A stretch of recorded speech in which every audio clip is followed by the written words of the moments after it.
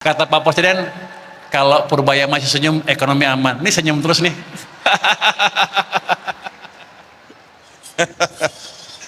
Enggak Pak, kita juga membantu nilai tukar dari sisi pemerintah. Saya masuk ke pasar obligasi supaya yieldnya nggak naik terlalu tinggi, artinya asing tidak terpaksa harus keluar dari Indonesia karena rugi. Ini sudah berdampak, jadi walaupun rupiah melemah, yield obligasi, bunga obligasi cenderung menguat, turun dalam 1 minggu terakhir karena kita investasi, kita beli obligasi di pasar sekunder. Kalau kita lihat dampaknya sudah signifikan juga. Investor asing sudah masuk ke pasar sekunder kita, sudah masuk juga ke pasar primer. Jadi mungkin sekarang udah hampir 2 triliun lebih masuk situ.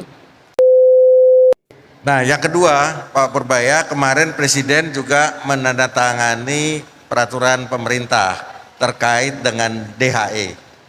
Ya, harusnya kan dulu diumumkan itu 1 Januari sudah harus dilaksanakan. Sekarang sudah kurang lebih hampir 6 bulan tertunda.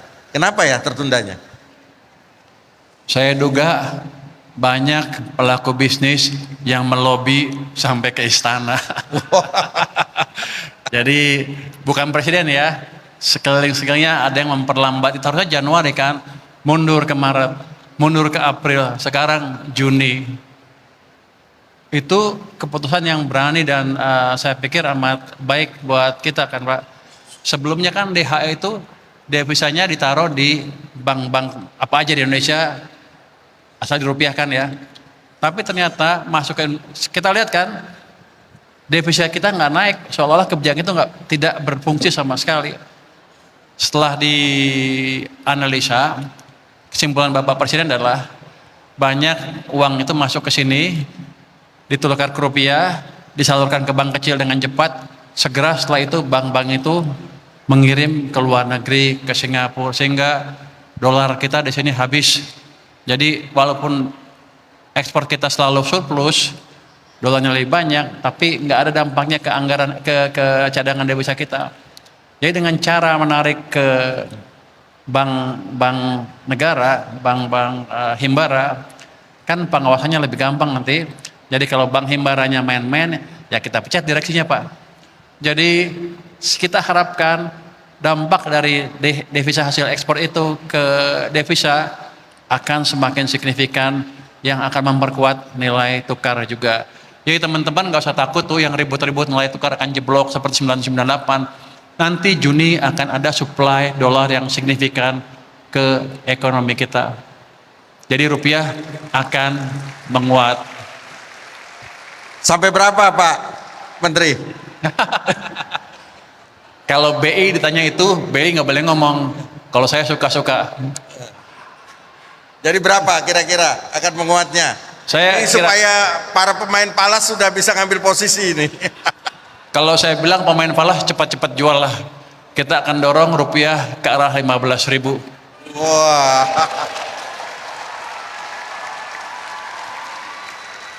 Kata Pak Presiden, kalau Purbaya masih senyum, ekonomi aman. Ini senyum terus nih.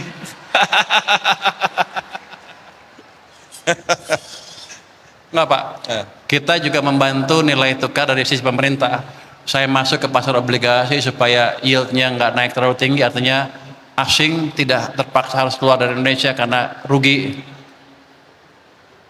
Ini sudah berdampak, jadi walaupun rupiah melemah, yield obligasi, bunga obligasi cenderung menguat, turun dalam 1 minggu terakhir karena kita investasi, kita beli obligasi di pasar sekunder. Kalau kita lihat dampaknya sudah signifikan juga.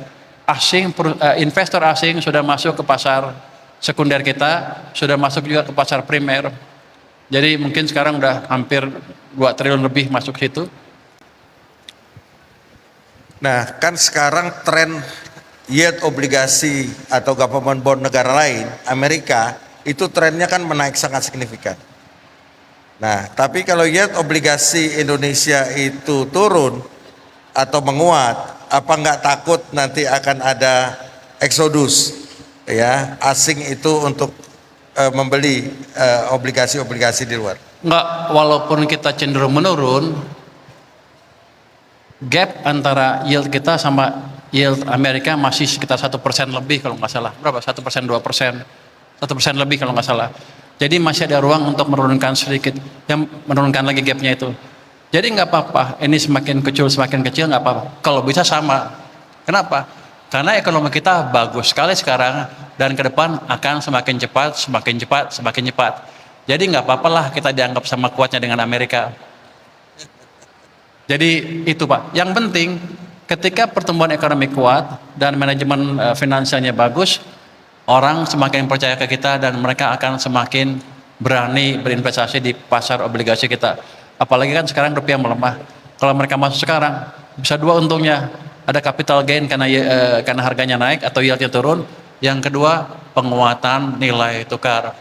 Jadi saya ulangi lagi ke teman-teman, kalau punya dolar jual dolarnya sekarang. Ya, yang punya dolar jual sekarang. Ya, jaminan dari Menteri Keuangan. Kalau dolarnya rupiahnya melemah, tagih keselisihnya sama Menteri Keuangan nanti. Saya punya senjata tambahan lagi. Saya minggu ini jual obligasi asing, global bond ya, sebagian dolar, sebagian euro, dan ternyata minat mereka masih amat tinggi.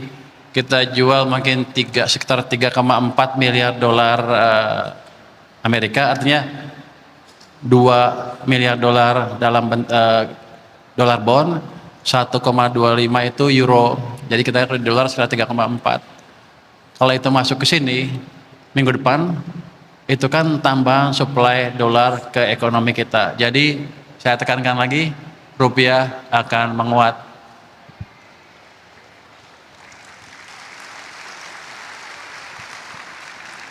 Jadi Kementerian Keuangan mengeluarkan namanya Global Bond. Global Bond itu adalah surat utang pemerintah Indonesia di mata uang US dollar dan Eropa. Berarti nanti uangnya masuk. Gitu. Global Bondnya berapa tahun, Pak Menteri? Ada 5, ada 10 tahun, bervariasi. 5 sama 10 ya? 5 sama 10. Oh, 5 tahun sama 10 tahun. Tapi ya gini, yang penting adalah ketika orang-orang di Indonesia sih ribut, katanya kita mau krisis, ternyata asing masih percaya ke kita. Yieldnya tuh nggak naik. Artinya mereka menilai ekonomi kita memang betul-betul kuat. Karena Menteri Keuangannya Purbaya, Pak. Oke, Pak Menteri. Nah, sekarang ini ada hal yang dirasakan oleh masyarakat yang agak berbeda dengan apa yang disampaikan oleh lembaga statistik. Ya, contoh, ya, pertumbuhan ekonomi sekarang itu dilaporkan 5,61%. Lalu inflasi juga rendah, tadi sudah disampaikan, ya. Lalu tingkat pengangguran terbuka turun. Lalu juga angka kemiskinan juga turun. Tapi yang dirasakan oleh masyarakat itu inflasi rendah tapi harga-harga naik. Ya, yang dirasakan masyarakat itu kok cari kerja lebih sulit.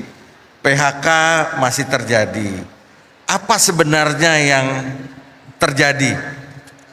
Terjadi semacam gap antara data statistik kita dengan apa yang dirasakan oleh masyarakat kita. Terus terang Pak Sete, saya juga bingung kenapa ada anggapan seperti itu. Setelah saya analisa lebih lanjut, ternyata itu kebanyakan adalah analisa ekonom TikTok. Ekonomi apa? Ekonom di TikTok. Jadi Pak Sete juga rupanya kena pengaruh ekonom TikTok. Jadi Pak Sete jangan, kalau lihat TikTok jangan lihat.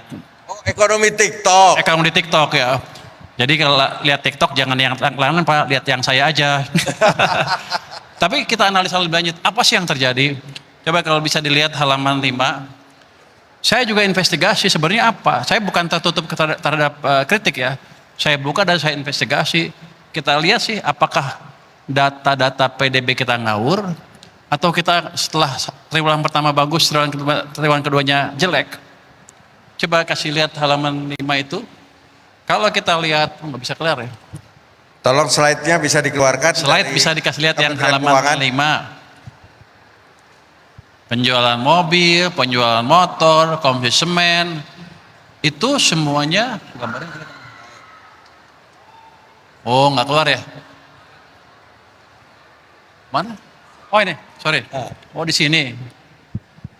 Ini Sambil berdiri aja Pak, bisa. saya pikir juga ekonomi kita emang berantakan. Artinya mungkin pemerintah ngibulin masyarakat. Coba kita lihat penjualan mobil yang halaman 6 tadi. Angka bulan April halaman 6. Saya tunjuk sedikit ya. Ini penjualan mobil dari minus di bulan Maret karena lebaran kali ya. April naiknya 55%. Penjualan motor naiknya 28%. Itu artinya ekonomi sehat, daya beli masih kuat. Terus kalau kita lihat apa lagi? Konsumsi semen. Dari segini di bulan April tumbuhnya 30,6%. Penjualan listrik juga turun, April tumbuhnya kenceng. Konsumsi BBM ya masih naik. Konsumsi masyarakat ya walaupun turun sedikit, trennya masih naik kenceng. Artinya kelihatannya daya beli masyarakat nggak sejelek yang dikatakan oleh ekonom-ekonom di TikTok yang tiap hari Pak Sete suka lihat. Lain kali lihat saya aja Pak ya. Ada yang bilang lagi pertumbuhan ekonomi hanya didrive oleh belanja pemerintah. Sementara daya beli jeblok. Coba halaman sebelumnya yang ada itu. Ini data BPS. Memang kalau lihat dari laju pertumbuhan, pertumbuhan rumah tangga 5,5 yang dibilang adalah ini. Pemerintah tumbuhnya 21,80% year on year. Kenapa itu terjadi? Karena pemerintah memastikan, Pak Presiden memastikan bahwa semua belanja anggaran dibelanjakan merata sepanjang tahun. Jadi yang tadinya numpuk di akhir tahun dimajukan ke depan sehingga di awal tahun seperti ini tumbuhnya 21,8. Cuman kalau kata orang itu yang mendorong perekonomian utama sementara masyarakat nggak bisa belanja. Kita lihat sebetulnya kalau lihat kontribusi ekonomi belanja ke ekonomi adalah kita kalikan pertumbuhan kali pangsanya. Jadi kita kalikan ini kali pangsa ini 5,9 kali ini 21 kali pangsanya cuma 6,7. Jadi belanja pemerintah hanya 6,7 kontribusinya ke perekonomian. Jadi walaupun dia kenceng, kalau kita kalikan seperti ini nih. Dari 5,61, 2,9% itu dari konsumsi rumah tangga, 1,79 dari investasi, 1,26 dari belanja pemerintah. Di sini kelihatan sekali bahwa belanja masyarakat kita masih kuat. Artinya sebetulnya secara keseluruhan masyarakat kita masih punya daya beli yang cukup baik. Kalau kita bandingkan tahun sebelumnya, tahun lalu pertumbuhannya kontribusinya 2,64, triwulan keempat 2,68, sekarang 2,94. Jadi kita lihat kontribusinya meningkat terus. Jadi sebetulnya Pak, saya juga agak bingung apa yang dinilai oleh masyarakat atau ekonom di TikTok itu. Mungkin mereka memang karena semangatnya negatif, akhirnya kemakan dengan ucapan mereka sendiri. Dia percaya dan penglihatan mereka. Negatif berarti negatif katanya. Padahal keadaan sebetulnya ini. Kalau saya kan selalu lihat data di lapangan seperti apa. Makanya saya pernah ke Jogja ya Pak ya, Pak Sultan ya, ke pasar di Jogja, pasar Beringharjo. Kita lihat itu seperti apa sih, ramai juga. Saya ke pasar Tanah Abang, ke pasar itu ramai juga Pak.